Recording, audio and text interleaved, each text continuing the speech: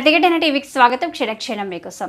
వివాహేతర సంబంధానికి తన భర్త అడ్డు వస్తున్నాడని పెళ్లాడిన భర్తను కిరాయి హంతకులతో కిరాతకంగా హత్య చేయించింది ఓ భార్య. ఆదిలాబాద్ జిల్లా జైనత్ మండలం మేడిగూడలో ప్రభుత్వ ఉపాధ్యాయునిగా పనిచేస్తున్న జాదవ్ గజేందర్ను ఈ నెల 12న నార్నూర్ మండలం అర్జుని వద్ద దారిలో కాపు కాచి బండరాలతో కొట్టి హతమార్చారు. టీచర్ హత్య కేసులో నిందితులను కఠినంగా శిక్షించాలని నార్నూరులో మహిళలు ఉపాధ్యాయ సంఘాలు ఆందోళన చేయగా ఊట్నూరు డీఎస్పీ నాగేంద్ర ఆధ్వర్యంలో దర్యాప్తు సాగించారు. ఈ కేసులో ప్రధాన ముద్దాయి గజేందర్ భార్య విజయలక్ష్మిగా తేలింది.